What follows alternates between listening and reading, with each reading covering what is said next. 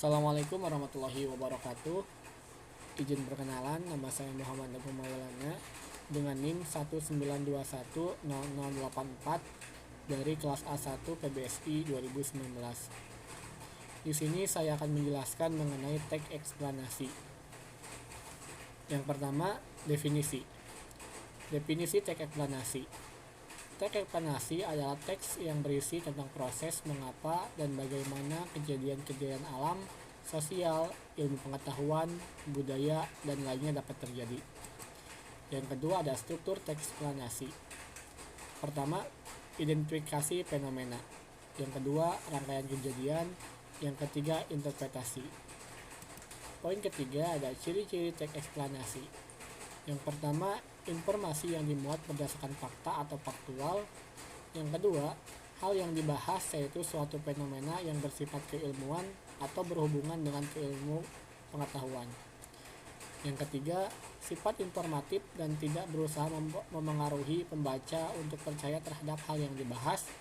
Yang keempat, fokus pada hal umum generik, bukan partisipan manusia, contoh tsunami, banjir, gempa bumi, hujan, dan lain sebagainya. Poin selanjutnya yaitu ada kaidah kebahasaan teks eksplanasi. Yang pertama, menggunakan kalimat pasif. Yang kedua, menggunakan konjungsi kasual dan waktu. Yang ketiga, terdapat istilah ilmiah. Yang keempat, menggunakan kata kerja material dan rasional.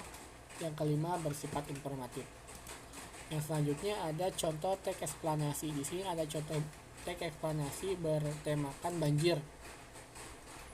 Di sini sedikit kesimpulan daripada contoh tersebut. Pembuangan sampah di DAS membuat sungai terhambat. Jika air melimpah, air akan keluar dari sungai karena daya tampung saluran berkurang. Kawasan padat penduduk di sepanjang sungai Draisne dapat menjadi penghambat aliran dan daya tampung sungai. Masalah kawasan kumuh dikenal sangat penting sebagai faktor sosial terhadap masalah banjir daerah perkotaan. Baik, itu sedikitnya mengenai penjelasan perihal teks eksplanasi. Mohon maaf bila dalam penyampaian banyak kekurangan dan kesalahan.